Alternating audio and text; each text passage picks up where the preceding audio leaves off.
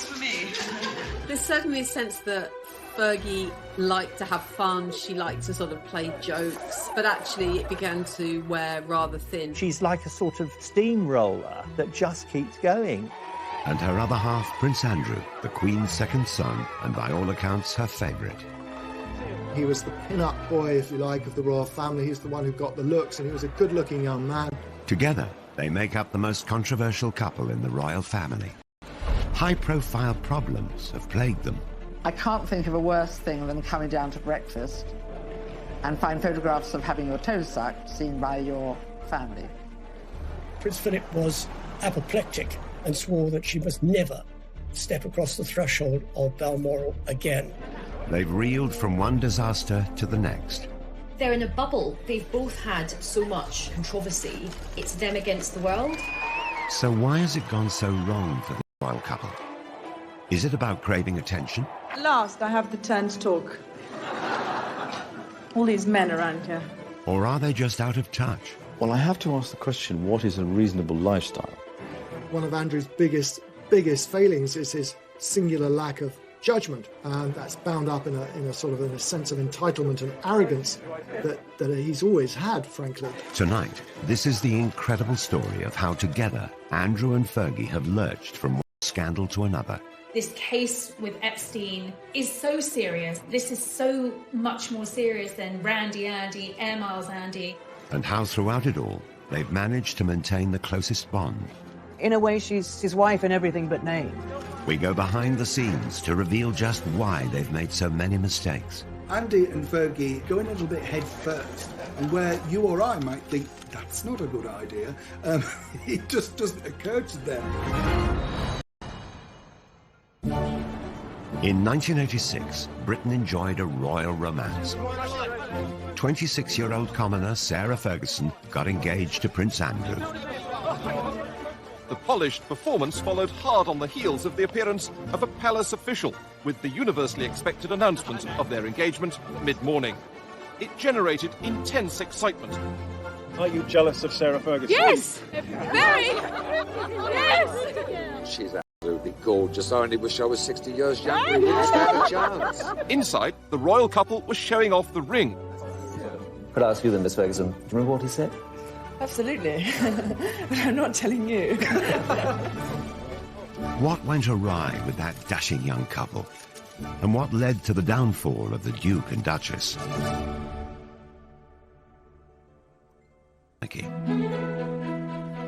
Her father, Major Ron, was polo manager, initially to the Duke of Edinburgh and later Charles. Sarah and Prince Andrew were friends as youngsters. Young Sarah was on the fringes of the royal family, and as children she first came into contact with Prince Andrew. This idyllic childhood was ruptured by the breakup of her parents' marriage. Her mother Susan, a former society beauty, caused a stir when she ran off to Argentina with a dashing polo player. Fergie and her sister Jane stayed with their father. The last big conversation she had with her mother before she went was her mother didn't like her hair. This is a girl of 12, and she really thought for many years her mother had left because her hair wasn't right. If you think your mother doesn't love you, I think you're always panicked by self-doubt. Sarah's father was terrific, but obviously he wasn't a housewife, and he wasn't great at cooking. He did master scrambled eggs, and they would just eat eggs out of a saucepan because he thought, well, what's the point of, dirtying all the plates? After her emotionally difficult teenage years, Fergie moved to London and shared with friends. Will there be an announcement this week? Her flatmate and daughter. Sarah Ferguson's flatmate, Caroline Beckworth-Smith, is on holiday in Barbados. Just great fun, really, and interested in lots of things. Fergie threw herself into London life. She went on to have serious relationships. She wasn't the sort of unspoiled young woman that Diana was expected to be as mother of the future king.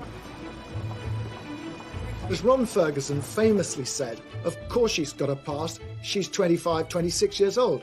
If she hadn't got a past, then there would be some serious questions to ask about. Dated a stockbroker, then lived with a millionaire called Paddy McNally.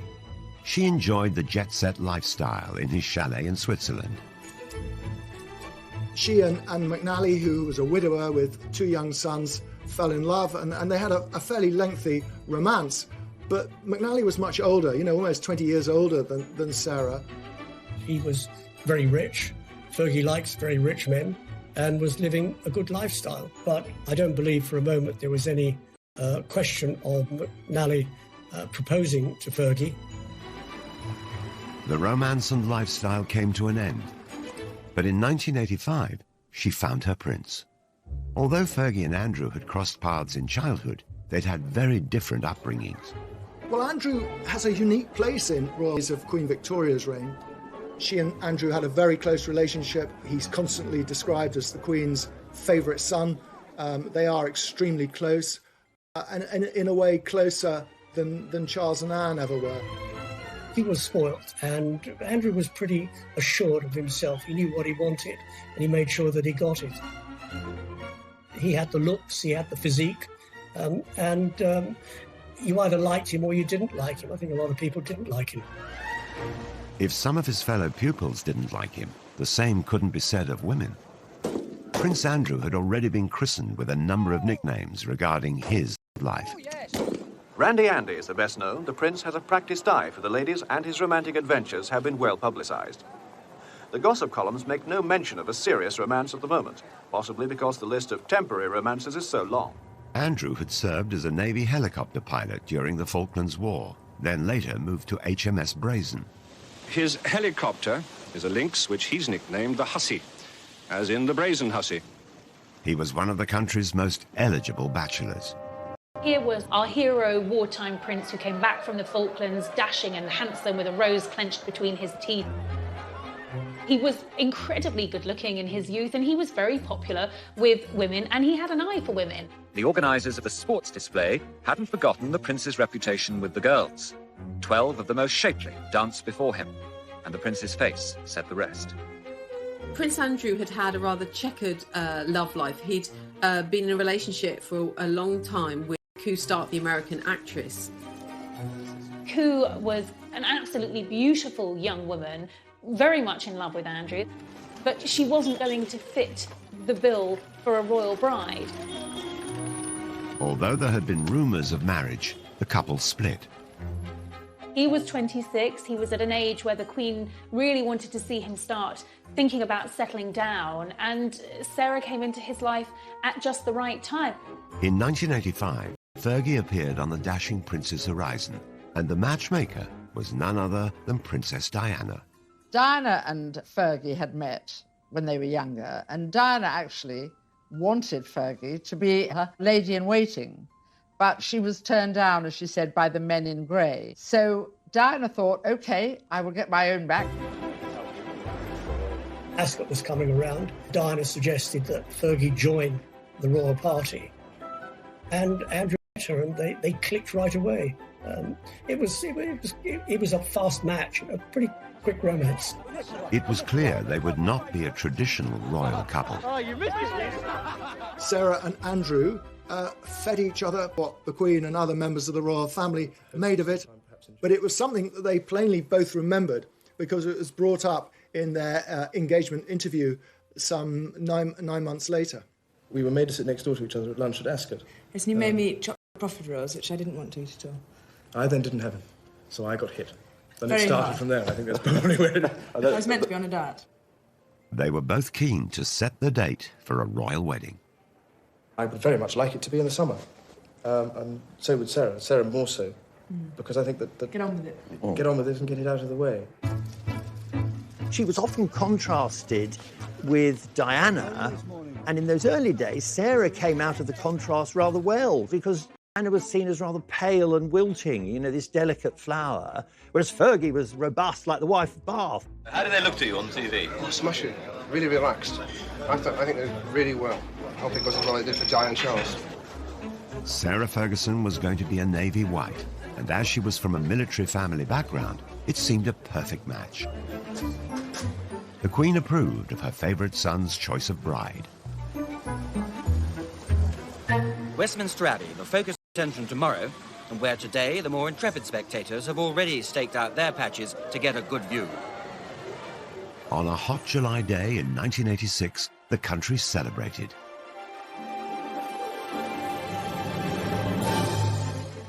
Fergie's 17-foot train had the initials A and S intertwined and sewn in silver beads.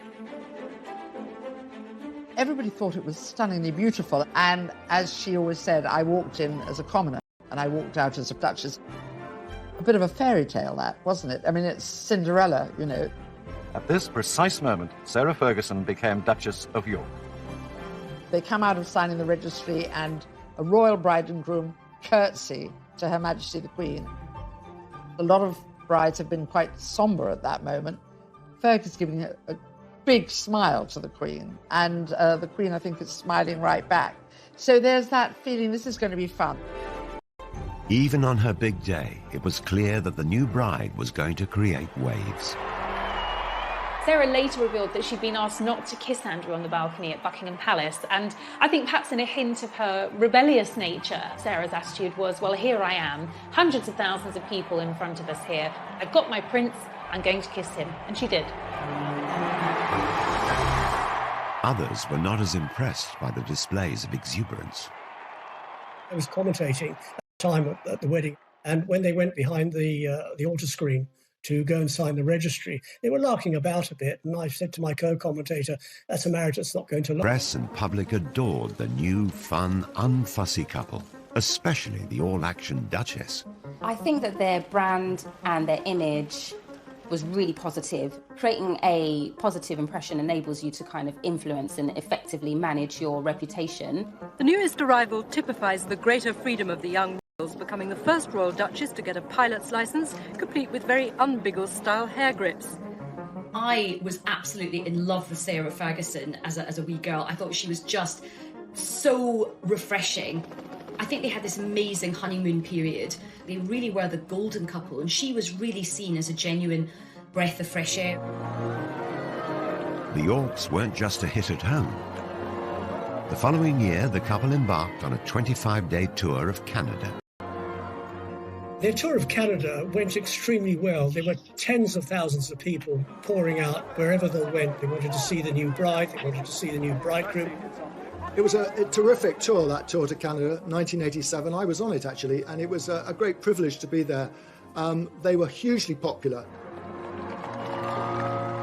They were enthusiastic. I think that's what the public reacted to. They weren't there just to cut the ribbons at the opening of things and say, how nice to meet you and have you come far, but actually engage with people. I could not go through a whole tour, letting my darling husband of a year and a day do all the public speaking. So we agreed, for once, that I should have the last word tonight. The Yorks were like no other royal couple before, more relaxed and far less serious. You make us feel so at home here. And I'm just a little bit sad that number 99 of the Edmonton Oil isn't here to meet me tonight. But the fun times did not last long. Stormy waters soon appeared for the Navy wife and the handsome prince. She was a very passionate woman, and, you know, within months, weeks of marrying, she found her husband was away all the time. And Fergie's desire for attention started to grate with the public. All that her natural charm that had been celebrated initially began suddenly to be seen as rather unsophisticated, and she was mocked mercilessly on the satirical puppet show Spitting Image. Oh, do get a move on, Lurgy, you old slag. It's been well over an hour. I know, sausage, but I'm putting on my makeup. They very much heightened some of the tropes about her. So, you know, they made her hair very, very red, and they really accentuated her freckles.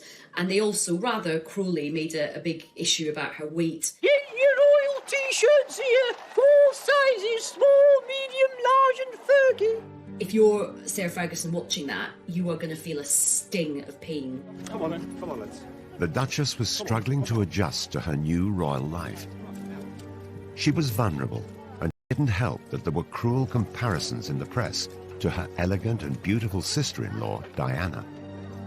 Sarah's always had a weight problem. It goes up and down with monotonous regularity, and the media always drawing comparisons between Fergie and Diana. Diana looking very sort of slim, beautiful. Fergie not looking so slim, not looking so beautiful. Very difficult and very unfair. As the media coverage turned negative, Fergie found herself getting flack from all sides. She came in for some criticism for liking the product too much. This barrel's for me. Come on, baby. The honeymoon was over. Royal Yacht Britannia, Royal Yacht Britannia. We wish to welcome you to the port of Long Beach, Los Angeles, on behalf of the entire group here. In 1988, the couple visited California. Hollywood loved them. Your Royal Highness. But the UK press didn't. The previous Canadian tour had been a triumph, but this trip was branded tacky and excessive. They felt she was trying just a bit too hard. The USA tour was really still the same Sarah and still the same Andrew, but there was a slightly brash thing. I mean, I remember she was wearing an outfit one day and she said, check the back of the hair. On the tour of America, she was too loud. She was perceived as being not what a royal should be. And I think the damage done on that tour to her reputation dogged her ever since. Few cakes tonight, actually, actually. I'm savoury. I'm sausages. Oh, sausages? Yeah, The Duke and Duchess were 20 minutes late because when they left the yacht, the Duchess's hat blew off. And on this day, the hat was particularly important. Again, Fergie's confidence and lack of inhibition of protocol made headlines. At last, I have the turn to talk. She confidently dealt with a heckler. All these men around here. There was one occasion at a dinner, there was one particular senator, and he'd probably had one too many drinks, and he kept on calling out, "We love you, Fergie, we love you, Fergie." Love you! And she just sort of retorted, I'll see you later. The British media thought it was the wrong thing to do. It was the wrong sort of reaction. I think she handled it particularly well. What is it? If Sarah Ferguson's quip didn't win over the stuffy press, then her over-familiarity with them didn't help her cause either. At a swish reception, she divulged intimate details about her clothes. For that tour, she was head to toe in French couture, and joked to the press there that she was wearing Marks and Spencer's knickers. This is not what you're expecting the Duchess of York to say. And remember, the previous Duchess of York had been the Queen Mother. So you're talking about a changing view of the royal family. You're talking about the country changing. They want them to be up on a pedestal, but then when they say something like that, they think, oh, you've slipped down from the pedestal. Back home, the continuing attention-seeking gaffes didn't go down well, and the press began to worry Fergie was somehow leading Diana astray. There's certainly a sense that Fergie liked to have fun, she liked to sort of play jokes, but actually it began to wear rather thin, and she was seen increasingly as a bad, unsophisticated influence on Diana and Prince Andrew, and something of a loose cannon. The Royal Duchess and Princess Diana were caught larking around at the races. There was an iconic picture of them at Ass behind. It was a great shot. But I think, obviously, that was another opportunity to say, you know, she was a bad influence on Diana, which it actually really wasn't true. Never learn, do you? Fergie had a love of foreign holidays, particularly skiing. She's renowned as the finest skier in the royal family, and today only the best amongst her party could keep close to her. Can't get any closer, we'll fall over. Hang on a minute, we're just doing this thing. In Switzerland, the two royal couples posed for the press. Again, it looked like the Duchess was a poor influence on Diana. They were on a slope of a mountain, and I think, and it was snowing, and Diana was slipping a bit, and then Diana and Fergie slipped into each other, sort of on purpose. They were really larking about, and they were just wonderful pictures. Did you get that? And then Charles got annoyed because he thought it was undignified. That came back to haunt Fergie, those photographs. It wasn't all bad press. So have you managed to name your baby yet? No names? quite an ordeal yesterday. It was a long time, wasn't it? It was a long time, but she came through it very, very well. You looked very worried earlier in the day, sir. That's because I was on my way to the dentist. So, 2 years after their marriage, the Yorks celebrated the birth of their daughter, Beatrice. Eugenie followed 2 years later. God save the Queen! Our wishes to both the baby, to the father and the mother. But the happy family didn't last long. Prince Andrew was away at sea for many weeks of the year. His posting follows 3 months of specialised training, and the Duke will now lead a flight team aboard the frigate for around 18 months. In the early years of their marriage, Andrew was serving as a naval officer, which meant that he was frequently sent away. And for Sarah, that meant being at home at the palace on her own for long periods of time. And in fact, she later recalled that she got to see her husband 40 days a year. The rest of the time, he was absent. It's terrible. I mean, you're going away and leaving what you love behind. It's a fantastic job for a single man. It's getting less and less so for a married man. The new mother was lonely and lacking support. In 1992, private photos surfaced. A cleaner found a set of holiday snaps showing the Duchess and her 2 children with a Texan, Steve Wyatt. Wyatt was handsome and attentive. The pictures had been taken some 2 years previously. There's a picture of Steve Wyatt, and then there's Beatrice, who's just got bathers on, and they're obviously somewhere hot. And suddenly people think, who is this man? And so then the stories start. Eve Pollard, a tabloid editor at the time, was contacted by a mutual friend of the Duchess. A very old friend of ours rang us up. He said, I wonder if you could come and give a friend of mine a bit of advice. So we turned up in his lovely studio in Mayfair, and there she was. We tried to say, you've just got to be careful about any photographs. If you go out with anybody while your husband's away, it should be a crowd. And she was, at that time, I have to say, very, very unhappy about the fact that she was alone. Gossip of affairs circulated in society circles for months. He was also getting a lot of flack from the royal household for behaving, as they saw it, inappropriately. So everything was mounting up against her, and I don't think Andrew was there to really back her up. And then along comes Steve Wyatt. It was the beginning of the end for Fergie and Andrew. The announcement that the Duchess of York had initiated discussions about a separation from her husband came as she arrived to pick up their daughter from school. In March 1992, the couple split. Fergie was soon spotted with another American, John Bryan, a friend of Wyatt's and her financial advisor. Soon, rumours of scandalous pictures of them together surfaced, and the photos were being touted around Fleet Street. The night before publication, I went to see Brian, and I sort of laid down these pictures, and there was a great intake of breath, oh God. And he immediately went off into the bathroom, shut the door, and even though the door was locked, I could hear he was calling Sarah in Scotland and telling her that it was worse, far worse than he thought. He obviously was a little bit more than a financial advisor, as we saw from those photographs taken in the south of France with him sucking her toes.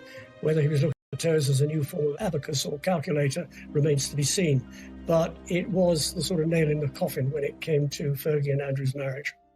It was a sellout scoop for the Daily Mirror. 300,000 extra copies were printed, and as the public snapped them up, the newspaper was unrepentant.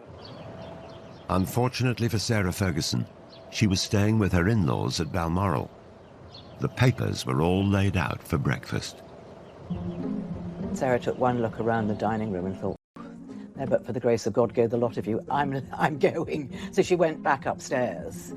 And obviously she had to see the Queen. And the Queen, remember, these two are fairly close, and the Queen was furious with her, just furious.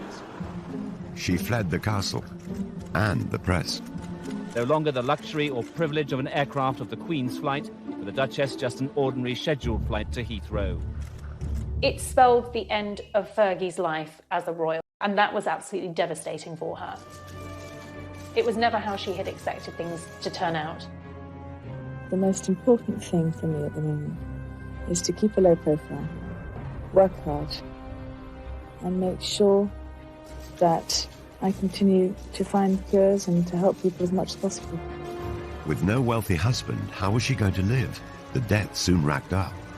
I wouldn't say she'd go anywhere for a hot meal, but she was prepared to put her name to all sorts of things, which royals hadn't done. She needed money fast. I tend to attract a bit of attention. Her solution for bringing in the cash Cheers. was a flashy one.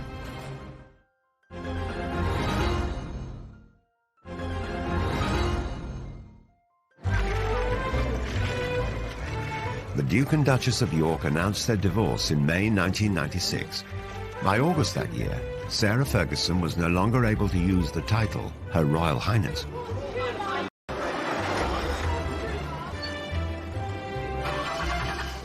She found it awkward to adjust to a modest lifestyle.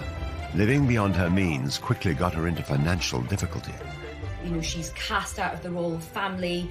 She doesn't just divorce Andrew, she divorces the whole of the royal family. I remember Diana saying to me that, you know, Fergie didn't get that much.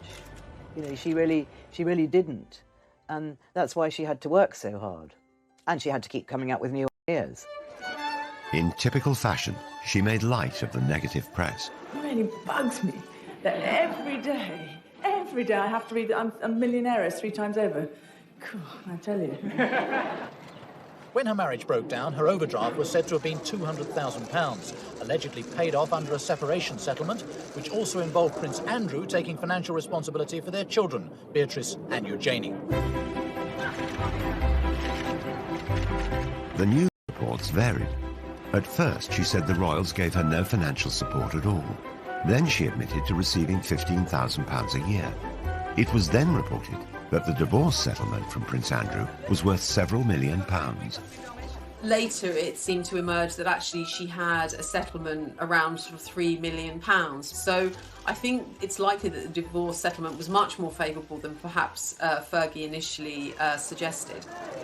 We've never known the full details, but we think she was meant to get money to buy a home, but I think probably she was so much in debt by then she just used the money to pay off her debt. That's what I understand. Sarah Ferguson's debts stood at around £1 million. Just over a year later, her debts were reported to be in the region of £4 million. She had no concept of money coming in as opposed to money going out. About £300,000 went on her staff costs. £150,000 she would spend in a year on gift. She travelled a lot. Those were expensive costs. The simple fact was that she spent more than she had, and she rapidly got into serious debt. I think that's the story of her life, really. She just is a very free spender and very, very generous. But if you're like that, you know, you do get into financial trouble unless you're earning millions all the time. Sarah did have money problems. That was well advertised everywhere, and she wasn't ashamed of that. You know, she got up out of bed and thought, right, I've got to make some money here. Fergie tried to earn a living. She knew she had cachet as a former royal. She also knew the best place to sell herself. She attempted to rebrand herself in the United States. I'm so unconventional that instead of serving tea, I serve ocean spray granule juice drink. She made this series of cranberry juice commercials for American TV and is said to have pocketed $500,000. It has a distinctive taste that gives you a real zing. No wonder you Americans threw that tea into the harbour. The Americans, God bless them, they love people with titles. If you're a lord, well, yeah, you're pretty good. But if you're a duchess, well, you sort of hit the jackpot. She'd been married to the son of the Queen and was prepared to endorse brands. So for PR companies in the States, their Christmases had come early. They saw her as this really feisty pioneer woman. You know, she was really brave to carry on and go and make her own money. They loved that. Sarah Ferguson also teamed up with Weight Watchers, which was publicised through another set of glamorous TV commercials. It's the hardest thing in the world, staying on a diet. While no one knows what Fergie earned, during their 11-year association, she lost 50 pounds in weight. I think it probably connected with a lot of women, because when you're a princess or a commoner, we know how painful it is when people make cruel jibes about our appearance. Fergie also signed endorsement deals with cosmetic companies and makers of fine tableware. She was a spokesperson for Waterford, china and ceramics. She was a spokesperson for Avon makeup. Brands wanted access to Sarah's royal connections and the kudos that would bring to their brands. So she was hot ticket. She was really in demand. Fergie was a success in Americas. She was a duchess in debt, but tomorrow Sarah Ferguson will announce she's close to paying off her overdraft with Coutts Bank, around £4 million of it. Then, in 1998, Fergie landed a plum guest role in one of America's most successful sitcoms, Friends. The fourth season finale of the worldwide TV show was watched by 20 million viewers in America and nearly 7 million in the UK.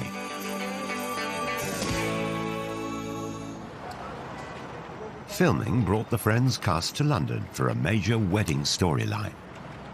The character Joey photographed Chandler outside Westminster Abbey. Then who should turn up among the stars but the Duchess of York? They may call it a bit part in the business, but she could have been paid as much as £900 for an hour's performance. Jay says you don't really like his hat, but I think it's kind of dashing. The fact that Sarah famously appeared as herself on an episode of US TV sitcom Friends, I think was a key positive moment for her. Appearing on the episode of Friends for some people would be the ultimate kind of cult appearance, and I'm sure her daughters thought it was amazing. Fergie, baby! But, this was not becoming of a former royal princess to appear on, an American sitcom. Of course, really, if she'd had any kind of royal status, she certainly wouldn't have been allowed to have performed in Friends. I think actually out of all the TV projects that she did, the British public warmed to her for doing this one. This wasn't hugely embarrassing. Even so, Fergie had profited from her royal status. The royals put their names to organisations and charities. Sarah was using it to make money, which upset the royals terribly. Making money from her royal status was one thing, but Fergie went a step further and cashed in on the story of her royal private life. The fact that she went out into the commercial world, as long as she wasn't besmirching the royal family, wasn't trading on secrets and telling stories out of school, that they had to live with it. But as soon as you start sort of saying things that patently aren't true, then that is upsetting. Sarah Ferguson published her autobiography, My Story, in 1996. She told the world that she'd been made to feel unwelcome in Buckingham Palace and revealed secrets about the breakdown of her marriage to Prince Andrew. The Queen is said to have been particularly displeased, as is Princess Margaret and Prince Philip. So the real big guns in the royal family are really, really upset by all of this. A new book meant a promotional tour, and Fergie was back off to America.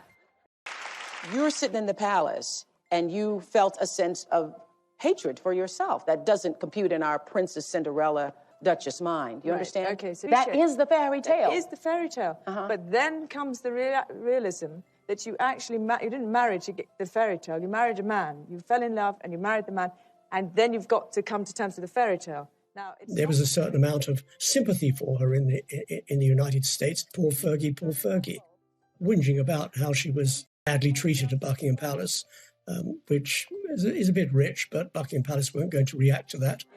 So when you moved into the palace, were you surprised? I mean, the way you described your, I'm sure, as you describe it in the book, I'm thinking it's a little dark room down the hall at Buckingham Palace.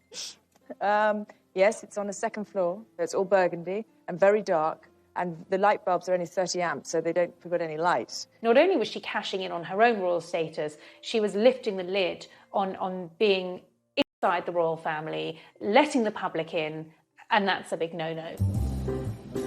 Despite selling her royal secrets, Fergie remained on good terms with Prince Andrew. His active service in the Navy was coming to an end, and a new, controversial chapter in his life was about to start. Since 1997, he's worked in London for the Navy's diplomacy unit. Now that he's on Civvy Street, Andrew is going to be a roving ambassador promoting British trade overseas. Fergie's ongoing quest to make money played out in the media.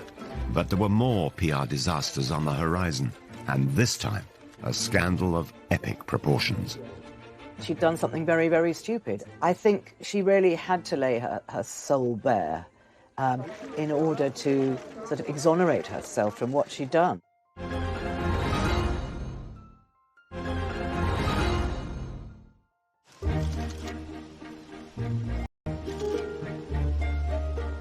Though Prince Andrew and Sarah Ferguson were no longer married, they maintained a close friendship after their divorce.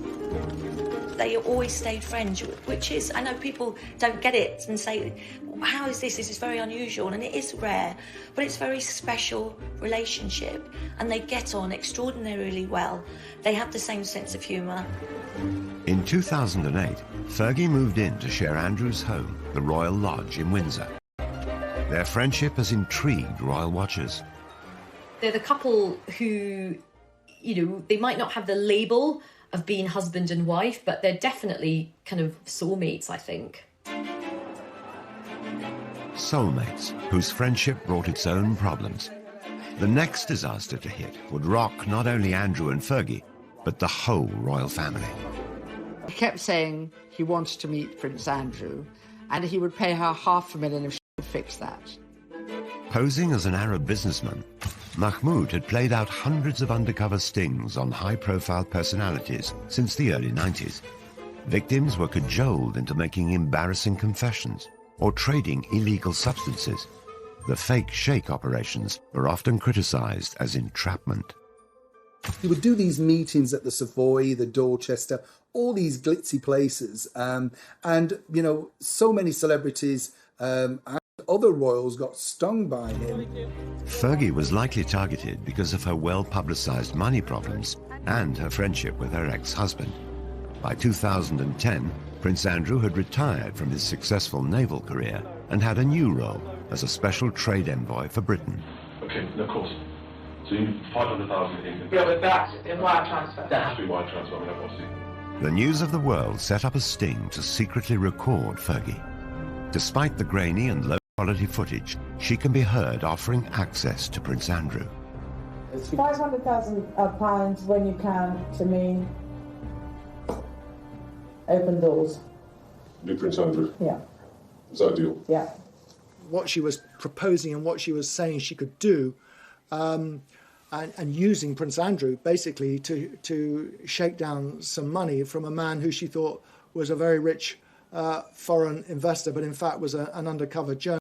It's one thing to be, trading off the fact or the fact that you had once been a member of the royal family, but what is not really appropriate is the fact that you're no longer a member of the royal family, that your ex-husband has a sort of governmental ambassadorial role, and you're offering access for huge amounts of cash.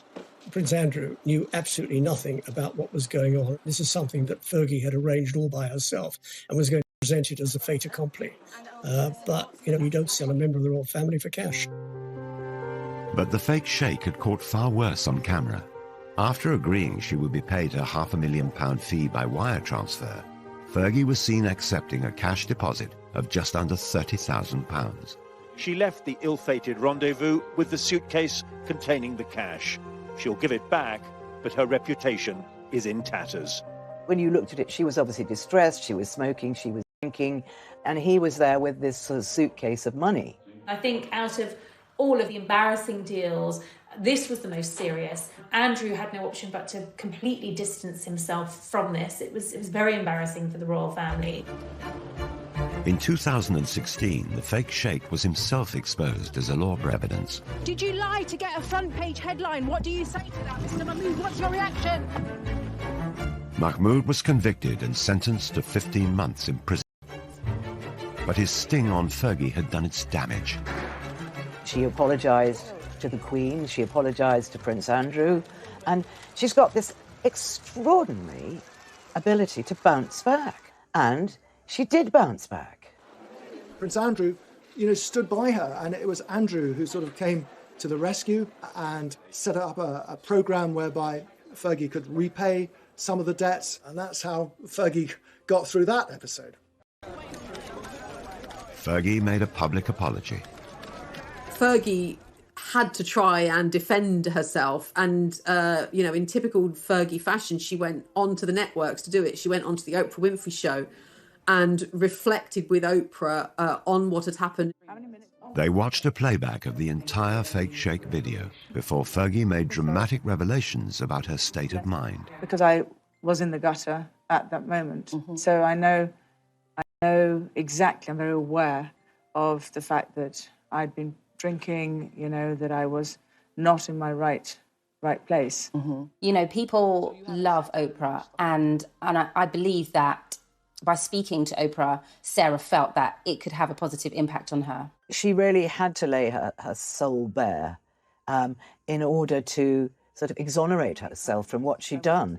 And it was extraordinary that she did it. It was a very, very brave thing to do. But then she'd done something very, very stupid. It was kind of like the ultimate collision of a royal and reality television. So, of course, people loved it in America. You have to respect her for that, because that really takes guts to be able to do that. I think I'm authentically myself sitting here right now, and I'm going to give it a good shot. Somehow or other, she managed to turn the tables. I don't think she meant it to be, but it turned out to be an absolute masterstroke. In the years following the Fake Shake scandal, Sarah Ferguson claimed she'd lost around £40 million worth of earnings from cancelled celebrity engagements because her reputation was so damaged. She started legal proceedings against the owners of the News of the World, but it's reported that after 3 years, she abandoned her case in 2019. It's unfortunate that she was caught in a sting, but not the first one to be caught in a sting, and certainly probably won't be the last one. She realised very quickly that she was up against some serious legal opposition, and that if it went against her, the costs could have run higher and higher. So sensibly, she dropped the case. Ferguson was still close to Prince Andrew, each still supportive of the other. They were so close that some royal watchers believe a reunion could be on the cards. I think Sarah and Andrew are together as a couple. I just don't think they could be apart from each other. And I do see them getting married again. I really do.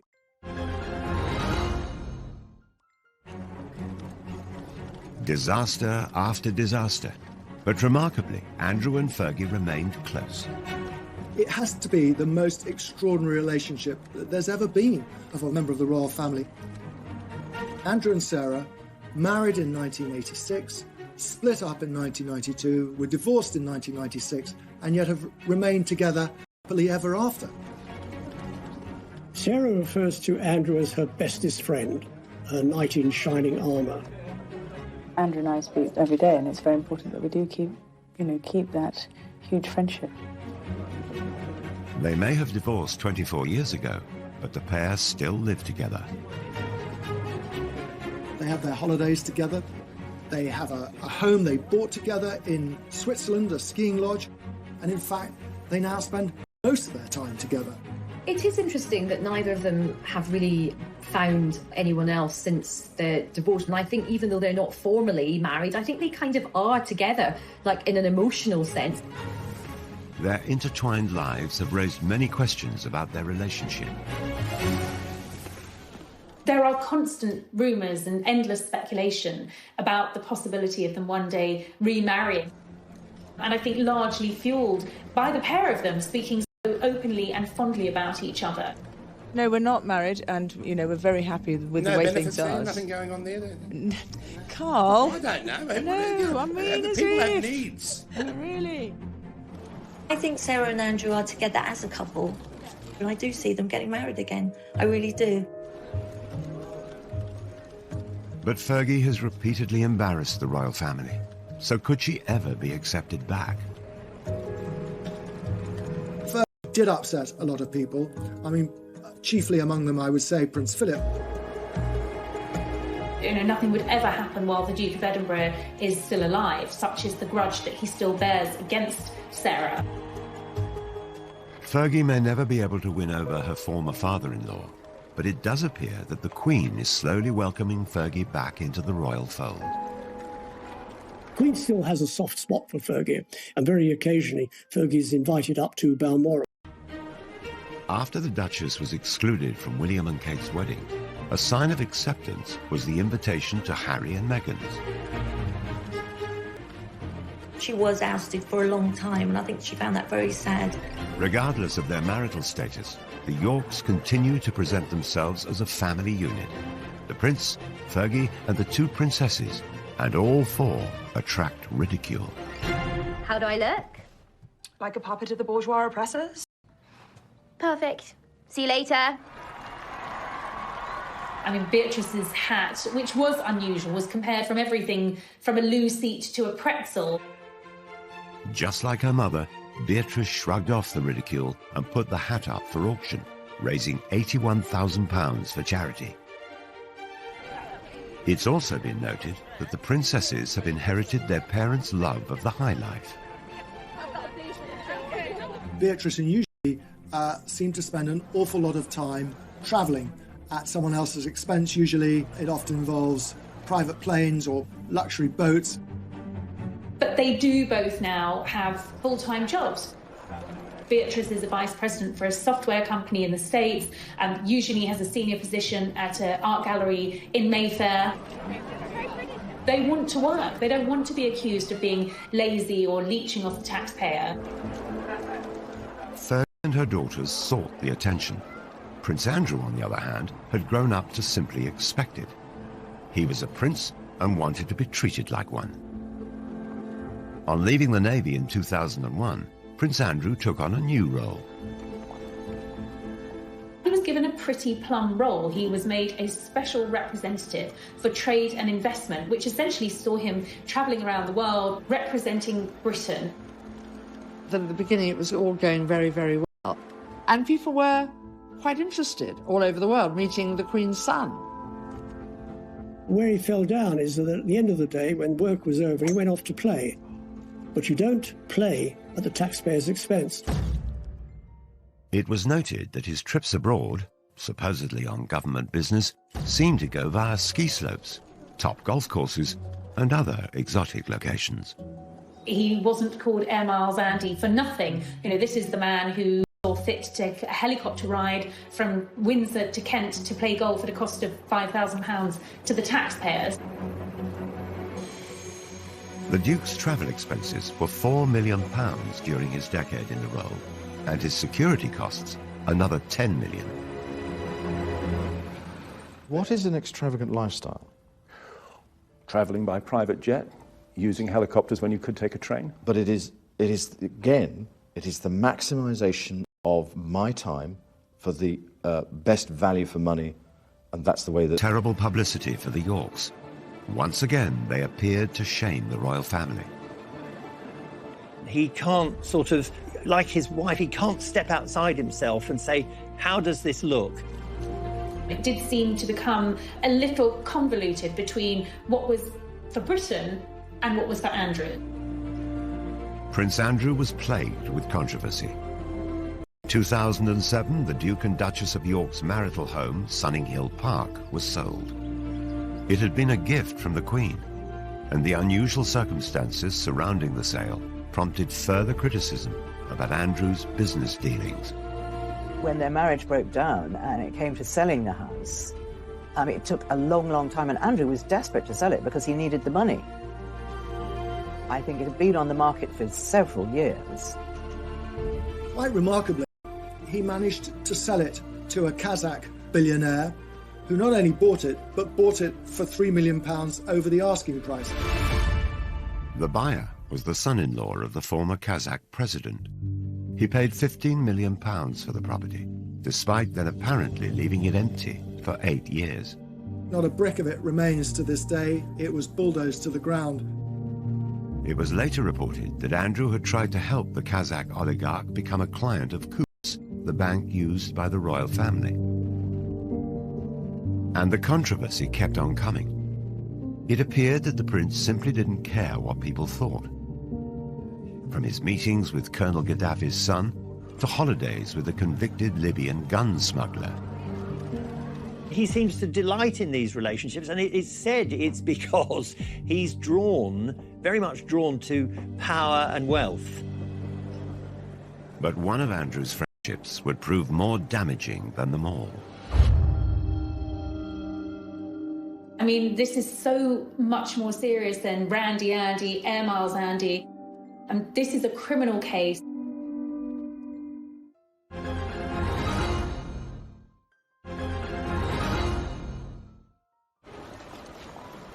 For over a decade, Prince Andrew has been engulfed in the biggest controversy of his royal life, a life that's been beset with scandals. He met Jeffrey Epstein around about 1999 through Ghislaine Maxwell, whom he'd known for years. Ghislaine was a girlfriend of Jeffrey Epstein. Epstein was very, very anxious to have somebody like Andrew as his friend because, you know, he's got a real-life prince. And it gave him so much kudos. I think around about 2000, he went to St. James's in the British Virgin Islands on Epstein's private jet and had made several trips. The high life was what attracted him to Ghislaine Maxwell, and he invited her to parties at the palace. He invited her shooting at Sandringham, always with Epstein in tow. 2 months before Epstein attended Princess Beatrice's 18th birthday party, a warrant was issued for him over the sexual assault of a minor. The fact that he'd invited Epstein to Sandringham, he invited Epstein to Windsor Castle as a guest of the Queen, says a lot for the man's judgment. Epstein served 13 months in prison for soliciting an underage girl for prostitution. 2 years later, in 2010, Prince Andrew was photographed walking with him in Central Park during a 4-night stay at his New York mansion. He claimed that he went over there to say that they could no longer be friends. Well, what's wrong with email? What's wrong with a telephone call? It was also revealed that Sarah Ferguson had accepted a loan from Epstein. The Duchess quickly admitted her mistake, stating, "I have made another huge error in my life in order to get debt-free." The story exploded. Prince Andrew was accused of sexual misconduct. It was a wicked time in my life. It was a really scary time in my life. I had just been abused by a member of a royal family. She alleges that she was forced to sleep with Prince Andrew when she was underage. Very serious allegation. It's one which Prince Andrew denies. Epstein committed suicide in jail in 2019. Prince Andrew has strongly denied the accusations made against him, and he made a rare and very controversial interview from inside Buckingham Palace. Do you regret the whole friendship with Epstein? Now, still not. And the reason being is that the people that I met and the opportunities that I was given to learn, either by him or because of him, were actually very useful. The fact that, as reported, that he said to the Queen that it had gone well gives a very clear indication of the man's poor lack of judgment. Prince Andrew's interview was widely criticised. This was one disaster too many. Days after the interview, Andrew stepped down from royal duties. There have been many ups and downs for Sarah and for Andrew, but, you know, for the Duke of York to essentially be forced into an early retirement, to step down as a senior royal, is a sign of just how serious this is. He can't do any charities. Virtually everyone who had anything to do with him has now... Statement saying the Duke of York expressed regret for his ill-judged association with Jeffrey Epstein. But the story just won't go away. This week, former Epstein associate Ghislaine Maxwell was arrested. She denies the charges against her and any wrongdoing.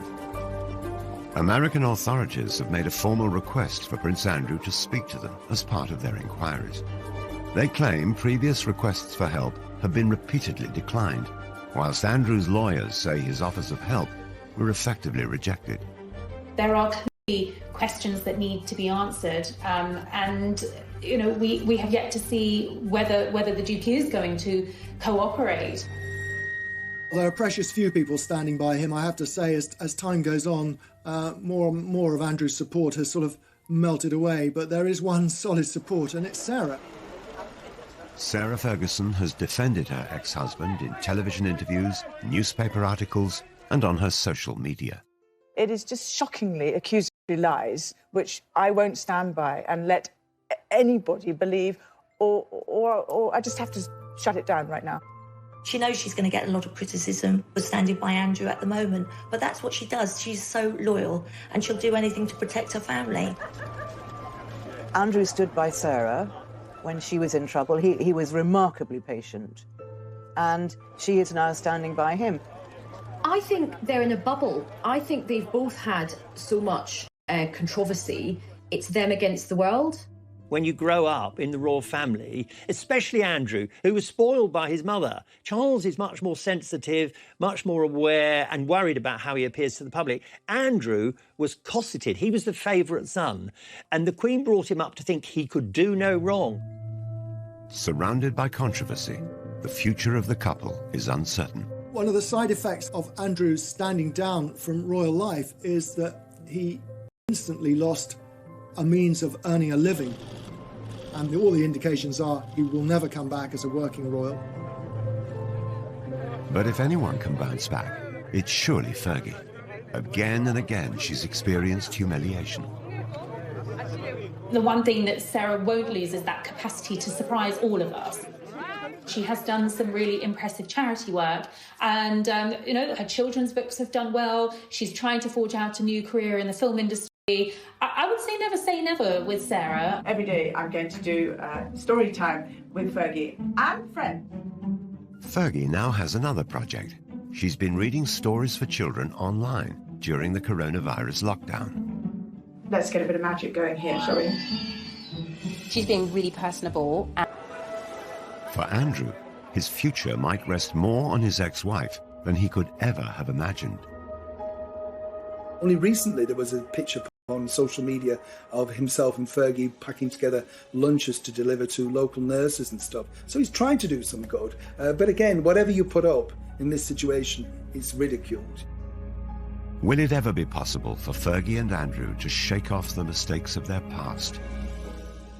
The scandal from Prince Andrew and Jeffrey Epstein is so toxic, and I do feel that is going to kind of tarnish her. The fact that she's still so close to Prince Andrew, I think that is going to have quite a limiting effect on big future sort of commercial projects. The story of Andrew and Fergie is a sequence of disasters. She sought out attention and indulgence she just couldn't afford. He mistook deference for friendship, his judgment clouded by his status. Throughout, there has been one constant. The Duke and Duchess of disaster have stayed side by side. The next chapter of their lives are going to be very, very different to what's gone before. I think they're going to have to maybe try and enjoy the simpler things in life, and to be honest, they may not have a huge amount of choice. It wouldn't surprise me at all if we get an announcement that they're getting married again. Nothing really would surprise me with Fergie and Andrew. I'm ready and interested in lots of things. Fergie threw herself into London life. She went on to have serious relationships. She wasn't the sort of unspoiled young woman that Diana was expected to be as mother of the future king. As Ron Ferguson famously said, of course she's got a past. She's 25, 26 years old. If she hadn't got a past, then there would be some serious questions to ask about. Dated a stockbroker, then lived with a millionaire called Paddy McNally. She enjoyed the jet-set lifestyle in his chalet in Switzerland. She and McNally, who was a widower with 2 young sons, fell in love, and they had a fairly lengthy romance. But McNally was much older, almost 20 years older than Sarah. He was very rich. Fergie likes very rich men and was living a good lifestyle. But I don't believe for a moment there was any question of McNally proposing to Fergie. The romance and lifestyle came to an end. But in 1985, she found her prince. Although Fergie and Andrew had crossed paths in childhood, they'd had very different upbringings. Well, Andrew has a unique place in royals of Queen Victoria's reign. She and Andrew had a very close relationship. He's constantly described as the Queen's favourite son. They are extremely close, and in a way closer than Charles and Anne ever were. He was spoilt, and Andrew was pretty assured of himself. He knew what he wanted, and he made sure that he got it. He had the looks, he had the physique, and you either liked him or you didn't like him. I think a lot of people didn't like him. If some of his fellow pupils didn't like him, the same couldn't be said of women. Prince Andrew had already been christened with a number of nicknames regarding his life. Randy Andy is the best known. The Prince has a practiced eye for the ladies, and his romantic adventures have been well publicised. The gossip columns make no mention of a serious romance at the moment, possibly because the list of temporary romances is so long. Andrew had served as a Navy helicopter pilot during the Falklands War, then later moved to HMS Brazen. His helicopter is a Lynx, which he's nicknamed the Hussy, as in the Brazen Hussy. He was one of the country's most eligible bachelors. Here was our hero wartime prince who came back from the Falklands, dashing and handsome with a rose clenched between his teeth. He was incredibly good looking in his youth, and he was very popular with women, and he had an eye for women. The organisers of the sports display hadn't forgotten the prince's reputation with the girls. 12 of the most shapely danced before him, and the prince's face said the rest. Prince Andrew had had a rather checkered love life. He'd been in a relationship for a long time with Ku Stark, the American actress. Ku was an absolutely beautiful young woman, very much in love with Andrew, but she wasn't going to fit the bill for a royal bride. Although there had been rumours of marriage, the couple split. He was 26, he was at an age where the Queen really wanted to see him start thinking about settling down, and Sarah came into his life at just the right time. In 1985, Fergie appeared on the dashing prince's horizon, and the matchmaker was none other than Princess Diana. Diana and Fergie had met when they were younger, and Diana actually wanted Fergie to be her lady-in-waiting, but she was turned down, as she said, by the men in grey. So Diana thought, OK, I will get my own back.